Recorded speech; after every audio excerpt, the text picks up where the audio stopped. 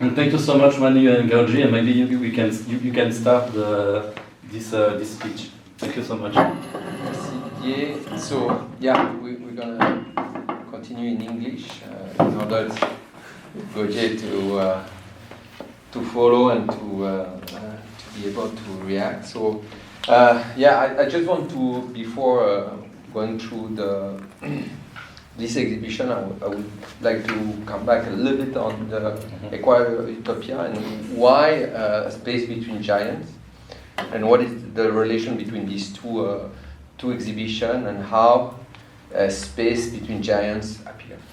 There is one thing which Equatorial Utopia is. We started to think about this like 6 years ago, so it's a quite long process with MA and FCL, which is the ETHZ of Singapore, is the arm of ETHZ in Singapore. And when we started to think about that, we were more on the early stage of the Utopia of Singapore, with, of course, all the brutalism and all this modern architecture, which were quite debate in Singapore, since a lot of all these buildings are teared down and replaced by even bigger building. And then we extend it to say that this is not the topic of the building stuff, but about the utopia that it convert. But we remain on the built utopia. So, and that's why we went to this idea, or we go to this idea to extract the built utopia from its context. That's why we decide to go in by drone, to really not be in contact with human somehow. Try to read up of this is not like it's a real decision. Curation decision to embrace the large scale, to embrace the city skyline and all this panoramic vision, which of course go to somehow to some kind of almost this bigness gives you some kind of tourney, and I think it's that was really the ideas, and it's not because we just said this is the human or the the streetscape is not interesting. Of course, the utopia can be described on many matter, but the idea was really about the built utopia, and this extraction and the fact that we did this curation with large screen, and the fact that the human is stand here and look at something moving around him, around the spectator. It was really these ideas. But along the way, and 6 years is quite long, and it was delayed twice. And with Guo Jie we have a relation on we work on different projects together, mostly small scale project. I would say you have follow the creation of TBAT, which is a small is our office in Singapore, but also a gallery. And we were always, and I think Guo Jie have succeed on all these projects we've done together. Really, this not only the result, but somehow the story which behind the scene or behind the project, and is almost. I mean, what I've seen is always when it's before, during the completion, and after, how the project, the space live. I thought it was always very great to work with you, and that's why I thought, can we since we have 2 years delay, to think about to react and or to criticize somehow, and this was somehow the brief of our brief for this exhibition. Is that what as in Singaporean as well? That was also very important. How you react to this Equatorial Utopia, this extraction of this utopia, and Is there anything else that we can react directly and to complete? Because it feels that we opened a lot of questions with Equator Utopia, but somehow we didn't make the people may stay like that and say, so big, so large, so and then at the end of the day, what about the human who's in between these giants? How we live this utopia? Where are the Singaporean in the mechanism, in the modelization of this utopia? This is build utopia. Do we build the utopia and then we put Singaporean inside, or is the Singaporean who build the utopia? No, you've been shaped by the space around you, and you shape the space somehow. And we may think about the utopia as such. So that's why I would like to ask Guo Jie, or to start with these ideas. How do you feel about the brief that we give it to you, and of course how your first reaction on that? Because as a Singaporean, it's so difficult for me as a Swiss to do some exhibition on Singapore. So it's a very small portion of Singapore. It's not Singapore. Equatorial Utopia is at all not Singapore. It's the build, potentially what we try is to showcase the build utopia, but it's not Singapore, of course not.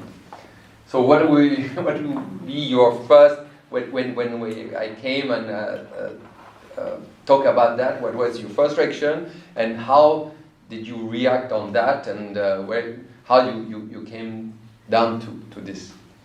At the beginning, when I saw Equatoria, the first impression I told you just now was of this film. I'm not so sure anybody know Wing Wenders, Wing of Desire. Wings of Desire. Anybody know the film? Yeah. Yes, of course. It's, The inventors. Yes, the Yeah, inventors. inventors. Yes, So the producer. the opening scene is the angel flying over the cityscape and viewing the world. And for the angel to understand the world, he comes down to Earth. So I was kind of like looking at the drone format and see that as a point of view to look at this utopia. And my reaction is more in the understanding of coming down to Earth and be authentic and to understand the true experience of it. And of course, the understanding comes through certain awareness and unawareness, consciousness and unconsciousness of being within the space. And direct, that's why I want to pick something that's super direct. And when we say drone, then the disease of it is on ground, and then big scale, we're looking something more close formatted and more tight and not so in the sense of expense. And it's always in that reaction, the dichotomy of both. Yeah. So that I think the response came super naturally. Yeah. I think immediately, and we agree on it. The moment we talk about it, I think that came super fast.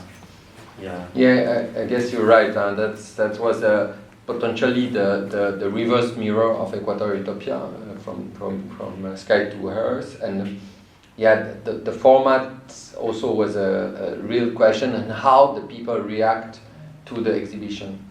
We at this point, and we thought how the people will look at this exhibition and how the people have lived the Equatorial Utopia exhibition.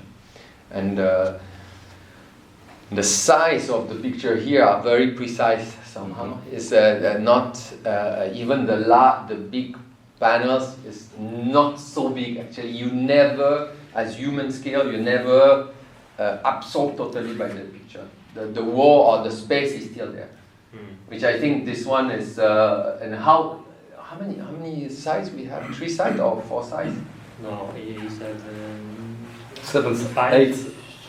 I think here we have 8 sides, no? It seems almost all different. Yeah. Which is again the reverse of Equatorial Utopia, which is all formatted in the 9x3, which is a 3 screen of 3x3. So some kind of perfection. Yeah, the approach is very formal. Yeah, it's very formal. It's very formalized, and of course I was trying to look for something that is informal in response to that. And we talk about as well that within that format you are immersed within the experience. But for this, we are forcing the audience to move back and forth in scale to the space, because the images are put small, high up, or big, low, or small, low. You are forced to experience it through the dimension of the space, which is kind of how you feel like, you know, when you're living within all these buildings, and sometimes you're not aware of how big it is, and you looked up and it's like, oh, it's quite crazy. Yeah. And do you think this experience of being, moving around the space, going up, looking up or down, is that something that we really experiment in Singapore as such when you are a pedestrian? Because since I'm living in Singapore and working for more than 12 years there, I've seen not so many people walking around. Actually, the MRT, car, taxi, whatever. This is a very good point, because actually there's another layer that I didn't tell anybody about this show. Mm-hmm. I don't know if anybody noticed there are very, very little people in all the pictures. Yeah. Even though the pictures is about residential density. I don't know if anybody noticed that. Yeah. It's open dialogue, no anybody. Yeah. Yeah. And this is my criticism to the idea that before, Singapore is always talking about the idea of kampong living and social living, and people come together, the elderly hangs out together, people come to play and the neighbors know each other.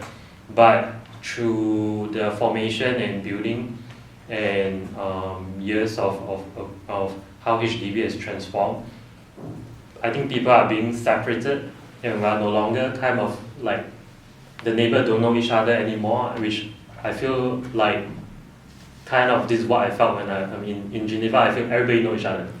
Strangely. Of course! Everybody knows each other. That scale is lost in Singapore, you know. I feel like that scale is lost in Singapore. So this is kind of a little bit of that criticism that even though we keep talking about community, utopia living, people coming together, but the design is not human. It's forcing people to. Do you know? You think it's the design problem, or I can't answer that. I'm not an expert on the design issue, but that's something that I observe. It's observation. So yes. I just bring that observation into the pictures, and I wonder if anybody noticed that and think about it. Just for everyone, Kampong is the village in Singapore. HDB, Housing Development Board, who is developing 85% of the housing in Singapore. So HDB, so it's the public housing 85% board. of the 80, between 80 and 85% of the population living in public housing, which were, of course, back at that time there was this idea of when Lee Kuan Yew, the first Prime Minister of Singapore and the founder of the Singapore, wants to embrace the modernism as a new vocabulary for the new nation. So this vocabulary was very clearly stated to in a way to break with the colonialism architecture and the past. And of course 1965 it was still modernism. Actually we were really in between in the center of metabolism, which is the last modern architecture movement between 1960 and 70 in Japan. And actually that's true. There was a criticism. This observation is also a criticism that we always do to modern architectures and brutalism. That this kind of loss of scale and loss of. But do you think that potentially, because here in Switzerland, I would say we will leave the modernism, maybe moderately, in a way that we didn't get that large scale complex, like in France. In France, the scale was huge and disconnected. There's no, it was one problem, and the second, of course, it was maintenance. There wasn't we don't know how to operate, and they was renting the space. In Singapore, I would say it's quite well connected. So It is. I remember when I went to my first site for the new town of Punggol. Before we were the first estate to be developed, we came there. The MRT was already there, but nothing. The street, everything was there. It was super well planned. Everything was there. I was here. We will start. Okay, yeah, they're waiting for us. Okay, the MRT will start when our building will finish, will be complete. So it was so. You don't have the disconnection, which was one of the problem of all these satellite city in France or large scale thing.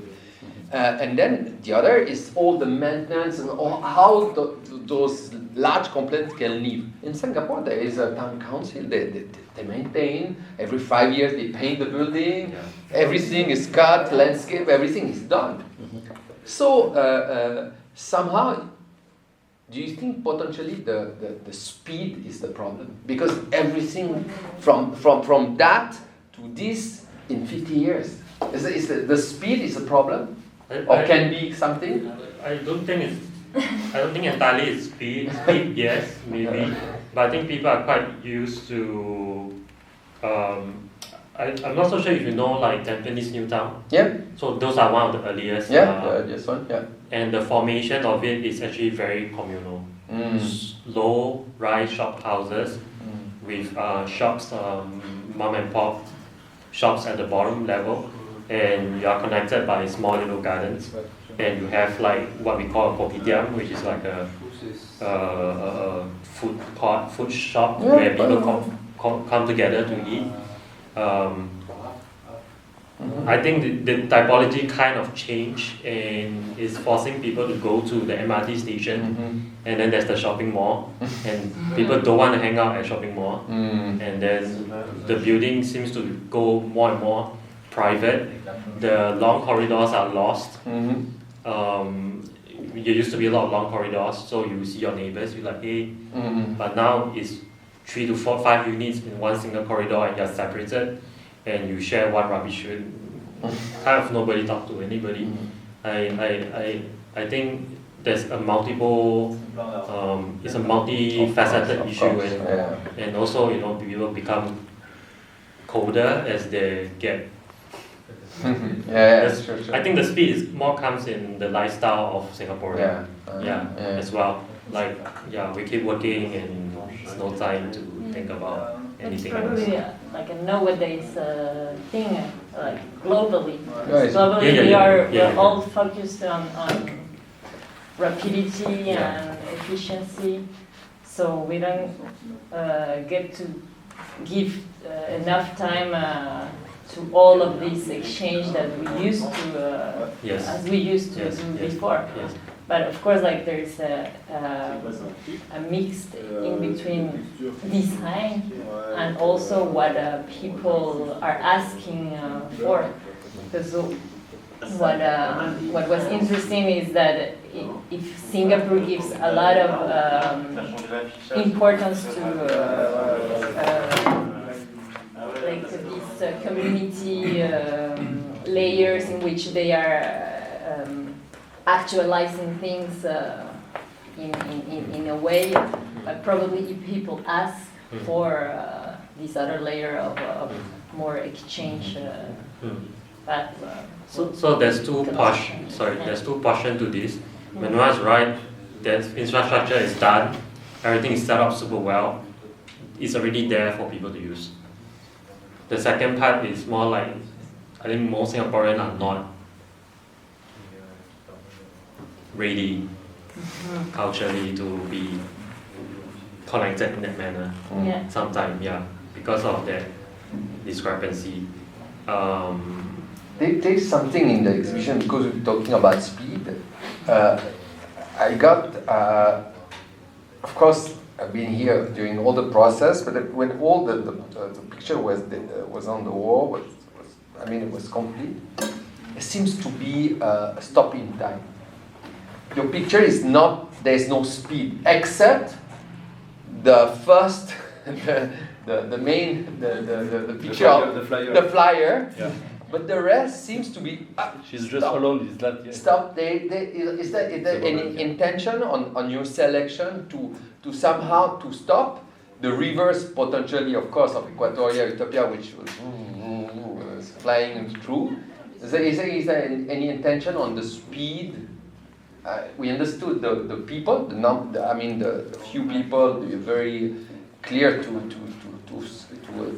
showcase this disconnection that may happen in Singapore. But what about the speed? Yeah, I think so. I think so as well. That's a good observation, because definitely I think if we have a lot of movement and dynamic shots, that's against what I was trying to say. I was definitely looking for the idea that things needs to be stopped and looked at and observed for sure. I mean, as a photographer, this is what I do. Like, we observe and we try to express what we think is an issue or not. Yeah, so for sure. Yeah, that only picture that is blurred and moved is also the poster. Yeah. So we shouldn't talk about it, but now I'm sorry. This is interesting because this is the only picture like with this movement, and you decide. Yeah. But you agree on that. You decide to put this image in the flyer, and all the time the flyer is your communication in the end, and you decide to put this picture in the flyer with this abstraction, because you have too much. You have a lot of abstraction in this image, not in another one, for example. But you decide to organize the flyer and your communication in Geneva in the end with this image. But that is very interesting. Yes. This abstraction to speed, but abstraction too. Yes, correct. It's an abstraction to speed and dreamlike state when we are living. Sorry, That's how we talk about this, and we were like, maybe we shouldn't go there. No, forget about the speed, but I think we understand that you want some kind of stop and push the people to observe, to don't have to go into a speed or some kind of it's timing and that's it. No, you stop, and so you go very far and deep. What about the typology? Because typology, I know that you love typology. I love typology as well. So what about because the building itself is not fully expressed in all picture. Sometimes we see one almost full building, but at the end we see always a portion. Is that typology of picture and typology of buildings can be a subject to be discussed. Okay, sorry. I want to address the shot for a bit. Okay. Just a bit. Okay. Not too complicated. Not too strange stuff. But what I said earlier when we also had the talk earlier, that I think it was just a focus of awareness in terms of observation. Because when I'm here for 2 weeks already, I notice a lot of things that is super normal for everyone here, but it's strange for me. Like just now there was like raining ice. No, we did it for you actually. We asked for it. And like 8 p.m. is still bright. That's unusual for me. That's true. So long, There's a lot of things that's super unusual for me, but it's super normal for all of you. And this is what I'm trying to look for as well. That is that intention to be try to be aware of things. Okay, so that's that. In terms of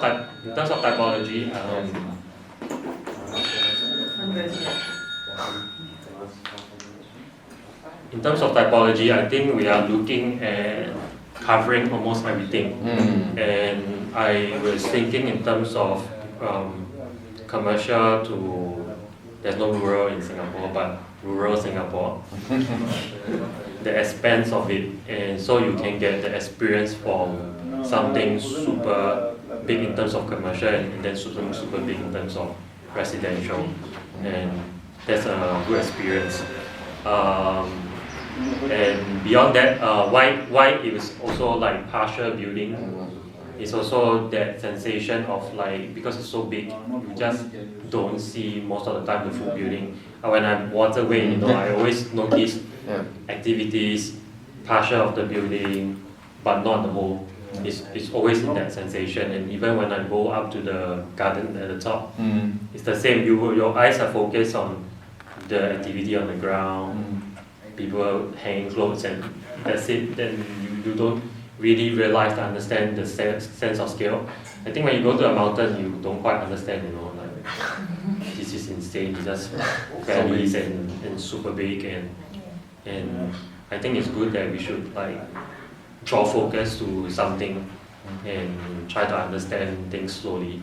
Yeah.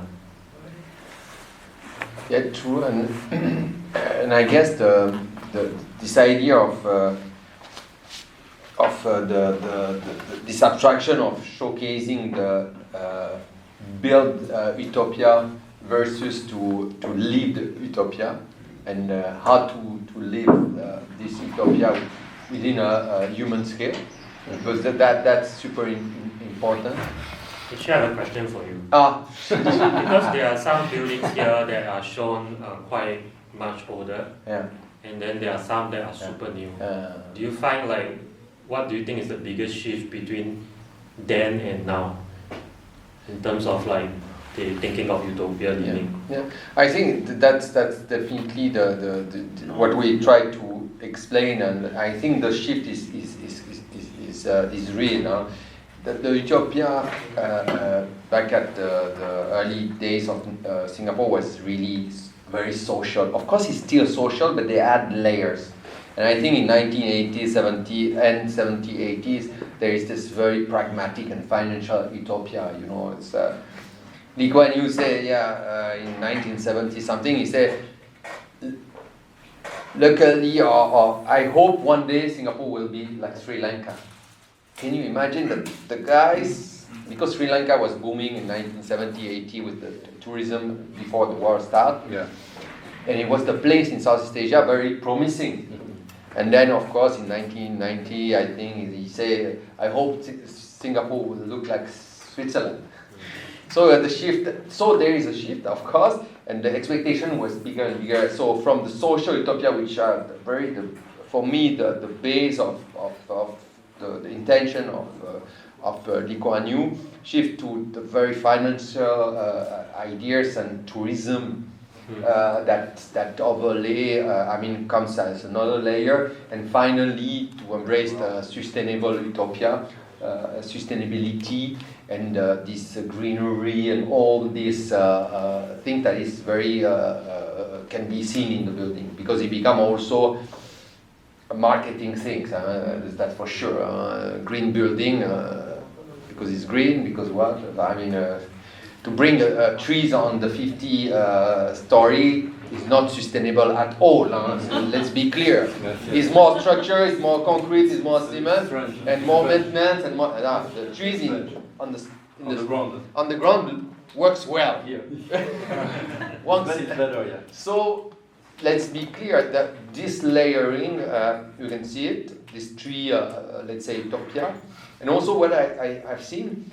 Of course, when it started, it was very non-contextual, because it was almost a tabula rasa situation, which was quite amazing for any architect and modernist back at that time to start from scratch. So, the bar will, the blocks will be this height, north-south facing, cool wind, okay, repeat 20 times. So there was non-conceptual, is really the optimization of a type, which was somehow a huge simplification of what Le Corbusier got in mind. Was not that at all.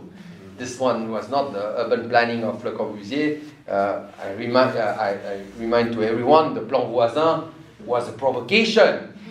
He didn't want to do that. He want really to to make it's a utopia too. it was a utopia, but it was marketing. It's the first marketing with Mies van der Rohe to start to showcase architecture as so. And then it become more contextual. For me, for instance, we can criticize or we can really comment the Parc Royal, which is a hotel with a sky garden, with a typology of 3 blocks, with a podium which is super green, and actually I think, of course, it's a really marketing building somehow, but at the same time he addressed the park which is in front. And he answered to this part, which I cannot find this in People Park, or those kind of old building which was quite perfect in itself, but not responding to a clear context. And even Waterway, we try. I mean, we are the first public housing looking for a water body, a canal. So of course we open the courtyard and we do a cascading to address the context, which was absolutely not the case, except the sun, which was the only context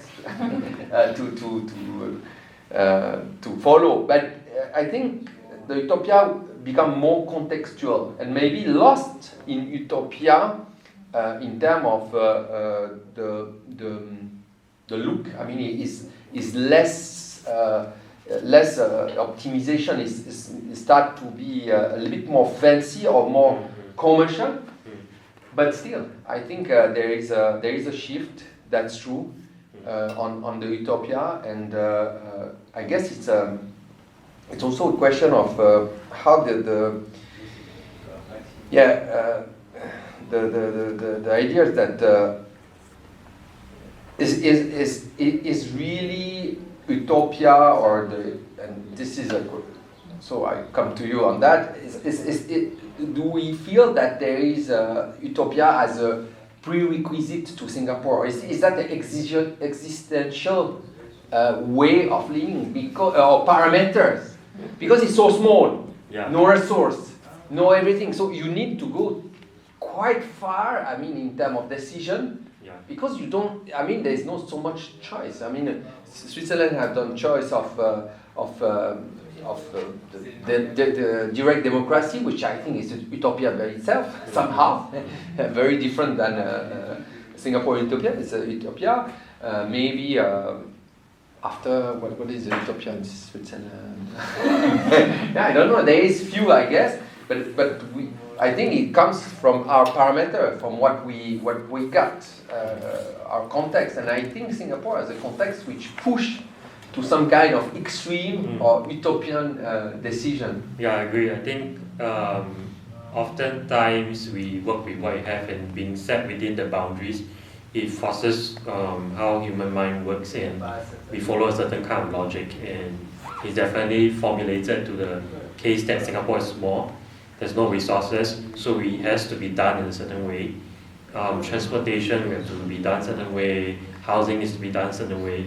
Housing was born out of pure necessity to address the large population, and it's an answer to, like, we're talking about it, that every 5 years, the explosion in populations in Singapore is insane, it's exponential, and to accommodate to the exponential living, you kind of have to put people in like dense stacks of housing, and once you put them on dense stacks of housing, right? What's next, right? Definitely, you need to give them entertainment. You need to give them something, and you have to answer something to what is human living. And as a country, as a government, you have to think of, like, do you grow economically, or do you take care of your human? And the topic of utopia is different from everybody.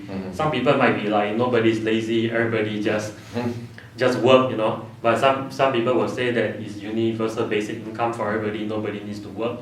Everybody just fulfill your dream, But we never know, like, whether it works or not until somebody try.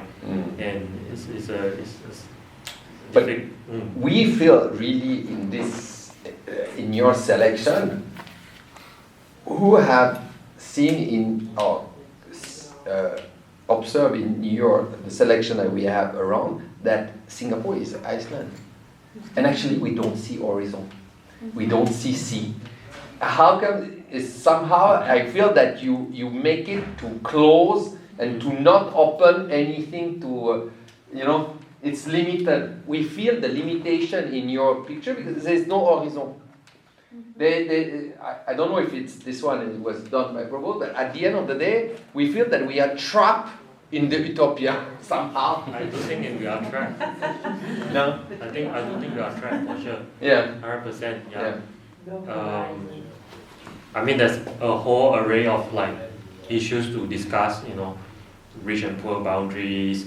The water body is always reserved for the rich, and there's a lot of things that are like major problem in Singapore. But definitely, I feel like there's a sense of in a way helplessness, even though it's super peaceful, nothing changed, but it's very difficult to, at the same time, things are consistently changing super fast. Every year Singapore is different. Every year you go back it's different. But at the same time, there's a lot of things that will never change. It just stays the same in a scary way. So I definitely want to like emphasize more on the idea that we are trapped as well. Yeah. Yeah. And I think it enhances really this idea of between space. Because if for anyone you open it to somewhere, I mean, see the horizon, the sea, the Indonesia or Malaysia, whatever you see far, then the in-between become not the in-between anymore. And I think the largest picture that you choose is a real in-between. between infrastructure. So it's not anymore, it's not even a building. Yeah. It's a structure, it's an infrastructure. So utopia as an infrastructure somehow. I think it's very, it's a nice one. It's an amazing one. Of dystopia. Yes. We talk about utopia, but of course. I mean the exhibition works very well in like two polarity way between the giants and the spaces between giants, the two exhibitions, the overview on the large scale and the human scale, and you choose this large format picture, which is very great, and it's like there is a kind of I mean, this is utopia or dystopia? Giants are the utopia, or this to me you talk about new topographics and things like that, and is there a potentiality in this interstice between these big giants like formal architecture, which is very constructed and organized and very formal way to consider city, and in between this kind of way of thinking, is there a proposal? The biggest reason I put this picture as the biggest here is I'm not Buddhist, but there's a saying that to the end of the time everything will go back and become moss, and it's something that this other photographer that talks about in the book, and it's Hiroshi Sugimoto. So when I read that, I think that was a deep revelation to me, that no matter how big we go, this is the ego check for human. This is the ego check for human. So that's why this is the biggest picture here.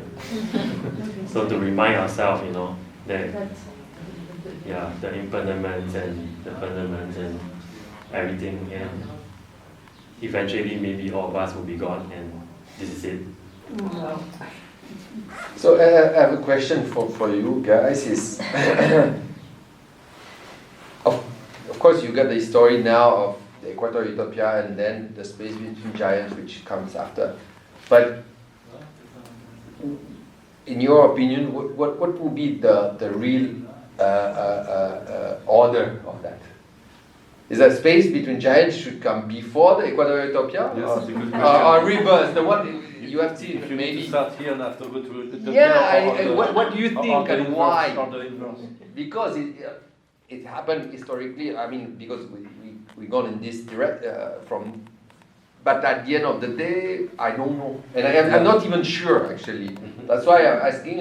And if you have any ideas, why you think is this one before or the other one or what?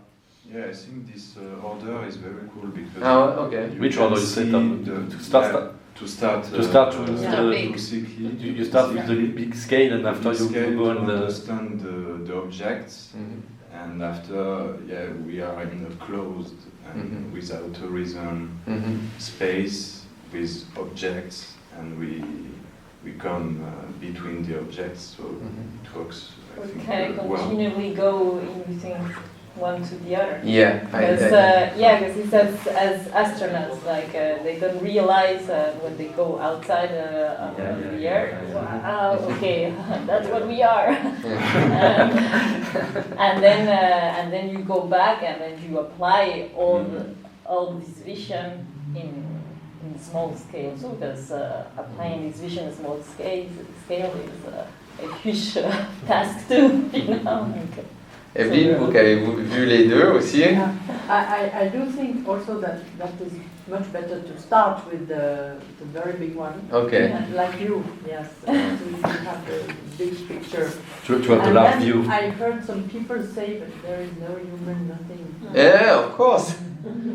And I think all the people, now I get so many calls about asking about Singapore, and I said when we came here, I got some people asking, have you been to see this exhibition? They didn't know that I have seen it already. I will tell them to go first there and to go here, secondly, and I will tell them the discussion, because I have a young lady who is asking me, I have a phone call with her Friday, and there are so many people asking themselves questions whether they should go to Singapore or not, because in some way they are afraid. Yeah. Okay. You know, they heard so many things, and there is casino. Go. There is some hesitation, but I say no, go really. But there is an incredible opportunity now to explain them much more, because you have prepared that for 6 years, but I think you are going to get fruit, later, maybe just not right now. But and I think, to have you to speak about your feelings about that, it is very, very important, and that's why architecture is linked to thinking of the human being, and it's close to philosophy in a way, and it's really multidisciplinary, and that's why I'm very fascinated about that, and I loved your explanation of this, because yes, it's a human condition, Yes. and of course it would be fantastic to have Lee Kuan Yew here with us. Are you sure? Yes, no? Because he had a vision. Yeah. But I'm sure it's very different from what he expected. Yeah, the result, very different, but luckily it's also good that it's not like a frozen or fixed in a final final end somehow. No. Yeah, I think Singapore is very young, maybe super young. Yeah, but we share this experience of 10 years. We have been back and forth, and we are all ambassadors of Singapore, as a matter of fact, because the people, it seems so far away in a way, but on the other hand, it's very close, and I think we never finish to explore, and you make an incredible job with these two exhibitions, and we could speak a long time about it, but I'm very impressed. And so, what about the next phase of this exhibition? Do you want to expand? Because it's clear, I have my ideas, because we have the TBAT, which is our gallery, the Bora Bora in Singapore, somehow of GAD. I think it would be very nice to bring this in Singapore somehow. But you are in your own work, because of course I think all these pictures are not new. There's few that I've done especially for this exhibition, but some are part of your past work. Do you think there is a future on that, or? Yeah, I think my biggest concern would be the continuous exponential growth in human population in Singapore. The idea of like 10 million population is quite crazy for a place so small, and per capita is insane. And I wonder how the infrastructure will be like, how people will live under such density, and how do we manage and balance between actually having social life, good social living, good living condition, but at the same time fulfill what we do actually the government thinks we need. Yeah, and I would love to address that in the future, like deeper. For this show, there are some of the older works which are showcasing the old ideas of what we think utopia was back then. So going forward, I think I would want to address what's next in terms of what do we think utopia is in the next 10 years. I think that would be quite an important question to answer, to express and to continue to observe. Yeah. For everyone, now it's more like 6 million something in Singapore, and the government showed this on the table. Maybe we need to be 10 million. When they say? They say this few years ago. Election. They start During the election. They say, we need to be 10 million. Yeah. This is the most efficient number for Singapore. Okay, we need. It comes from where and how and how. Okay. Oui, Evelyne? My- Or Eric? I will be very short so that you can say also something. I think it's important to remember your idea of the speed, We are amazed in 10 years, it changed so much, it's too fast. It is really, if you could do something to convince that it's impossible to go to 10 million, it's really crazy. Well, I'll say just the contrary. Yeah, go, Eric. I think it's really great to be in a place where things are moving when you come from Geneva, where everything is frozen with opposition and everything is scaled down, and from small it gets smaller. So it's really great to be in a place where it's the exact opposite. And, look at Tokyo. The density is much higher, so there is room. And people live, and quite many live quite happily But there. the in-between are quite the Japanese, and living in Vietnam for long. The in-between in this country, especially Vietnam, and maybe Japan, the in-between, there is space. There is space in the in-between. And I'm not so sure, I've seen not so many space in the in-between in Singapore. But we've walked for 6 hours without seeing a car, without doing anything through the forest, for the tropical forest. Yeah. So there is No, space. there is. You just have to. You have to breach some rules. And Yeah. some signs, Here we are. military only. You ignore that and you go through. But you have it. And the one thing that you mentioned, the social interaction is something I've been experiencing here. With the COVID, we found that people tend to speak and greet each other, take notice of each other much more than before. Yeah. Really, I've been amazed how this has changed. And in this huge city, downtown Singapore, there have been several days where I was just amazed at the number of people we met that were greeting us.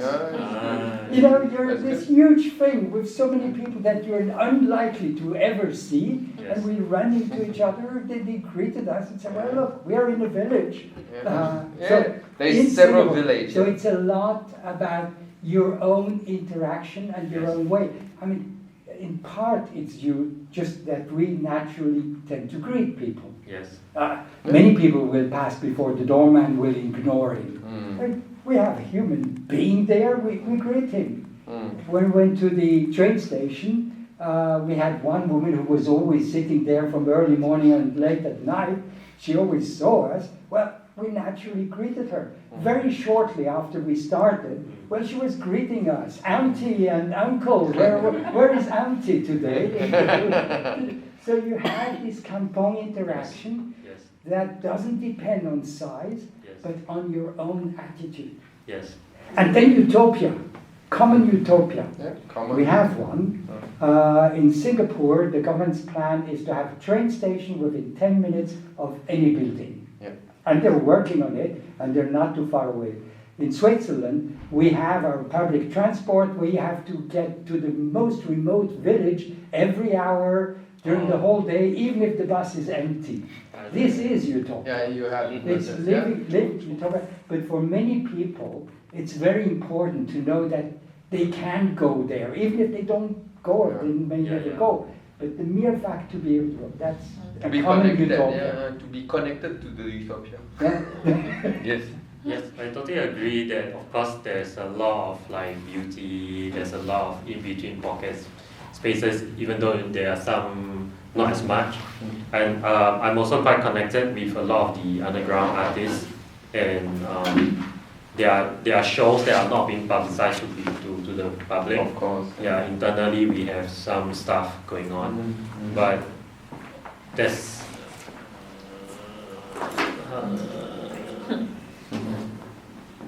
Can we do this? The opening, we were at the table on the parking lot. Yeah. Can we do that in Singapore? Can we use this space in between? I think it's difficult because when we organized the last when we organized the last exhibition in TB80, I'm Swiss and with my friend graphist, we will organize a lot of things in exterior of the gallery, in front and after of the back, because I don't have the eyes from Singapore, and Manu and the staff in group 8 say me, Eddie, you are crazy or what? We cannot do that. We don't like finish in the prison with your stupid design in we exterior. are Swiss, we are scary. Like that, but and after that, because I don't know that before, after that I say, wow, what? For put something in exterior. Just a table on the back one lane. example, the table. Yeah. For put something in there in this part of the city when you have the gallery, I say, fuck, it's completely crazy. Yeah, you can't do it. Yeah. Like, please, I can have a glass with friend in exterior. No, impossible. Yeah, no. But that for me that's what I'm trying to get to. Yeah, actually.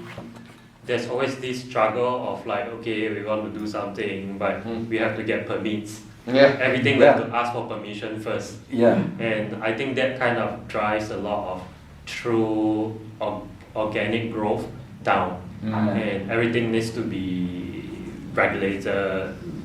By 10:30, no more music, that kind of stuff. Yeah, you can't just do whatever you want. But for me that is interesting because today we speak about what is the life in the ground level, what is the life in the city, which kind of life you have in Singapore. This is this is our interest today, and with this simple example for this exhibition in TB80, I say if I cannot put a fucking table in exterior for drink a glass, I can make nothing. I can cross nobody in the street. It's strange. It's a little bit strange. Not strange for me. It's very. I have a question about that. Yeah, of course. But I think you have an answer for me. No, Singapore is always like that. They want something and then they say no to something. Like they say we want community, but they make the architecture super defensive and doesn't allow people to gather. And then they say, you can gather here, not here. Right. It's a control community. Control community. You have a big control, you agree with that. There's so many void decks, but you can't play soccer there, you can't use the space, you can't. I can, yes. Yeah. But with rules. Yeah, they put signs everywhere and overcome the fear of non-control. I think it's a very modernist, still very modernist approach. Yeah. You live here, you don't live here. Here is the hotel, here is the parking. It still remain that kind of utopia. It's like your story with Plan Voisin from Le Corbusier Paris. It's like the same thing. You need to live. What I want to make in my life, you need to live in the tower, and you need to make sport in the park. If you would like make different things, go away Paris, please. Yeah. This is for soccer. This is for tennis. Yeah. This is for don't mix. But it's for me, it's because it's thought out as a picture. It's still going back to the speed and the movement. It's not thought as living people in movement. It's thought that people in their being in one place. And I can't remember who it was. But yeah, I had a discussion with a Swiss architect about utopias, and he was saying utopia is a picture. It's not in movement. As soon as you put utopia in movement, it becomes something else. It doesn't work, or it becomes reality, but it doesn't become like utopia is it's fleeting. It's the image. But it's not like what happens. And it's probably changing so fast in Singapore that they haven't had the time to really see the consequences of what people could do with it. Because they change it right away. Not even happening. Yeah, for sure. There's no time to breathe. May I know who have been in Singapore? You've been in Singapore? I haven't been. You? I have been lived there for 5 years. Okay, so you have a clear idea. The other, yes, my wife, of course, the 10 years. You have some question for so 5 years. For Manu or for Guo Jie? Well, I mean, Your reflection? It's interesting that it's true, it's fast moving and changing a lot. So I'm sure that if I go back, I just came twice, a few years ago, so things are really changed. The question is, I mean, I have the same impression around here. I mean, talking about the way we live. I mean, it's not the same thing. It's not rushing towards something or feeling compelled to do something. And suddenly, COVID stopped us, right? But we were going, everybody was doing the same thing. So, thinking about the organization, say, the control, right? That you can have in Singapore. Yeah, for sure, that's a planned and organized control. But are we really free in different kind of cultures and countries and parts of the world? I mean, I have the impression there's always a plan. There is a plan. Right? I mean, I'm not the side of dark thoughts, but I mean, we see how we live. We feel compelled to live in a way, rushing towards something. So I don't know what I mean, it's different because the organization is different, because politics is different, so of course. But I don't know. But it's still interesting, as you say, going back to your works, I mean, the utopia and your pictures, starting from big and then going closer with these pictures is really interesting. So step 1 and step 2. It seems a kind of general view with yours, sickly and a very private approach, which is interesting, which is nice. From non-Singaporean to Singaporean as well. That's true. Yes. That was also a bit tired. I need to thank Guo Jie to being joining us on these ideas in this project, because of course it was very important And I think more we go and more we talk about Equator Utopia, we need space between giants. Otherwise, I felt we missed something. And through the fact that he came, he joined us, he just like embraced the full story and even took picture of Equatorial Utopia. So it's a book, it's a loop in a loop. It's super nice. I mean, it's that's great. So thank you for being here today and having joined us for this project. I hope that you'll be able to continue on the 10 million people, because I think there is something, and maybe we can do some buildings along the way. It's great. Yeah. It's great. There's a lot of talks about buildings over the canal now. Yeah. So, no, thank you for having me. Merci Didier. It's cool. Maybe we can continue 2 seconds with a small glass of wine if you want. Yeah. But I would like just we appreciate so much your presence here in Switzerland, in Geneva, in Bora Bora too. And thank you for the speech today. I think it was very interesting to explain different kind of opinion and the vision of the Singapore and the architecture between photography too. Thank you so much.